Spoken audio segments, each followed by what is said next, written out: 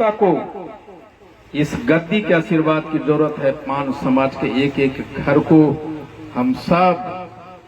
हम अगर कबीर पंथी नहीं भी है तो भी कबीर से दूर नहीं हो पा रहे हैं, क्योंकि उनका मुझे खुशी है, थोड़ी सी बेअदबी हुई है कि मंत्र गद्दी की तरफ से आदेश था कि सिर्फ आईपी गुप्ता को इस पे चढ़ाया जाएगा और हम सबों ने जबरदस्ती यहाँ आ गया है, इसलिए मैं माफी मांगता हूँ आपसे। कि हमारे लोगों को ये समझना चाहिए था कि भाई चेहरा दिखाने के लिए आईपी गुप्ता यहाँ थोड़े आया है। आईपी गुप्ता अपना सर झुकाने आया, आशीर्वाद मांगने आया है। बिहार ही नहीं, भारत में जितने भी गद्दियां हैं कबीर के पंथ के, मैं आपसे अनुरोध करता हूं कि आप मेरी वकालत कीजिए, उसे आशीर्वाद देने के लिए कहिए कि इस आरक्षण की लड़ाई में आईपी गुप्ता और पान समाज को साथ दें। बहुत बहुत धन्यवाद। मैं ये भाषण का मंच नहीं बनाना चाहता, एक बार फिर से माफी मांगते हुए आपसे क्षमा चाहता हूँ। हमारे लोग यहाँ पे जबरदस्ती चढ़ गए। बहुत बहुत धन्यवाद। Thank you very much.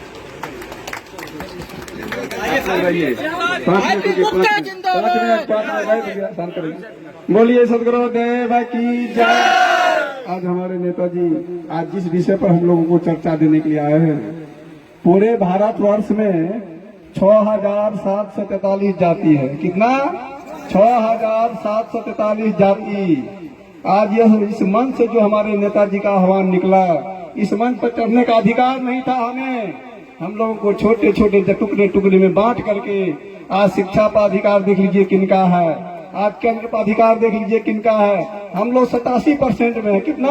97% कहिए, 97 पूरे भारतवर्ष में।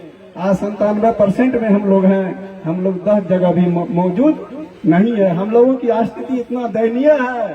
सदगुरु कबीर साहब ने कहा कि मूर्ति पूजना महापाप है। आज हम लोग सदगुरु कबीर साहब की मूर्ति को पूज रहे हैं।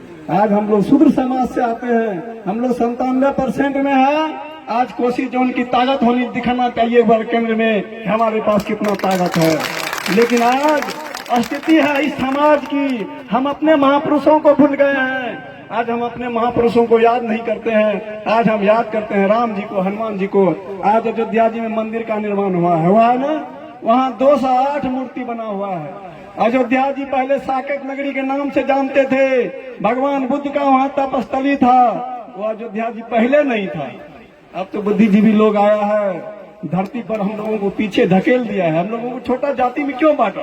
सदगुरु कबीर साहब ने कहा जाति न पूछो साधु की, पूछ लीजिए ज्ञान। हम लोग कोई जाति नहीं है, हम लोग भी मनुष्य हैं। बड़े लोगों ने जिस जगह से पैदा लिया है, जिस खून से पैदा लिया है, उसको भी आने का वही रास्ता है, हमें भी आने का वही रास्ता, जाने का वही रास्ता। तो हो गया फॉरवर्ड, 1 नंबर का जाति। और हम हो गए शूद्र कुल में, छोटे जाति के वर्ग के लोग। हमारा वो अलग है क्या? हमारा जन्मने का रास्ता अलग है क्या? हमारा जाने का रास्ता अलग है क्या?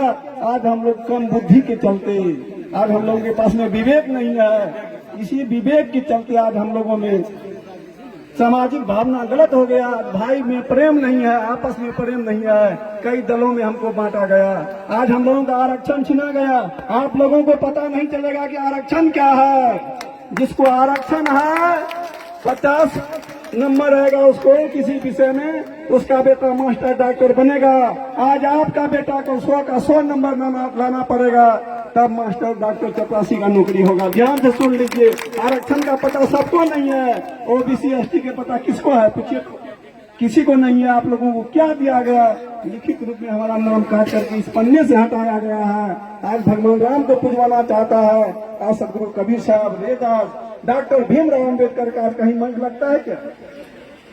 डॉक्टर भीमराव अम्बेडकर का, उसका जयंती के नाम पर डॉक्टर भीमराव अम्बेडकर ने कहा था कि इस देश के पढ़े लिखे लोगों ने मुझे धोखा दिया है, समाज के लिए लड़ा।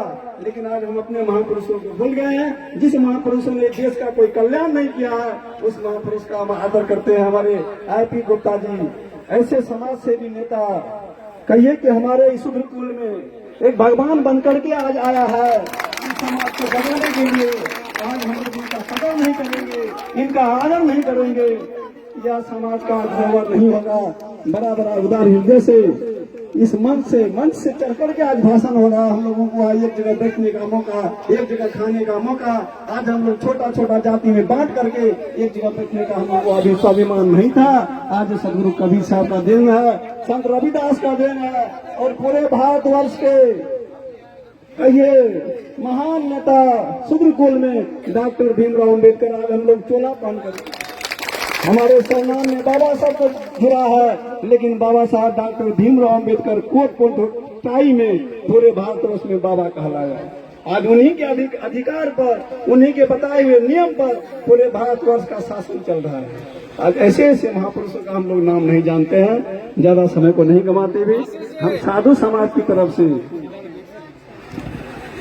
मैं तो डरा बोल रहा था ना कि क्या बोलूं क्या ना बोलूं, गद्दी की बेअदबी हो जाएगी, लेकिन जब हुजूर ने बोल दिया है सारी बातें तो मुझे लगता है कि एक दो बात और बोल सकता हूं। मैं तो डरा हुआ था कि कैसा न निकल जाए, गद्दी की अपमान न हो, लेकिन जो दिल की भड़ास मेरी थी हुजूर ने निकाल दिया, इसके लिए बहुत बहुत धन्यवाद आपका। लेकिन इस गद्दी पे बैठ के मैं आपको बोल रहा हूँ, यहाँ से बोल रहा हूँ जहाँ से भगवान हमारे आराध्य कबीर जी का विराजमान है, कहीं न कहीं उनकी आत्मा विराज। मैं उस रास्ते पे चल पड़ा हूँ जहाँ से आरक्षण हमें दिखाई पड़ रहा है वो वापस आ रहा है। और इस गद्दी पे बैठ के कह रहा हूँ, यहाँ से खड़ा होके कि दुनिया इधर से उधर हो जाए, आईपी गुप्ता सिर्फ और सिर्फ आरक्षण के लिए जिंदा है और उसको लेकर आएंगे।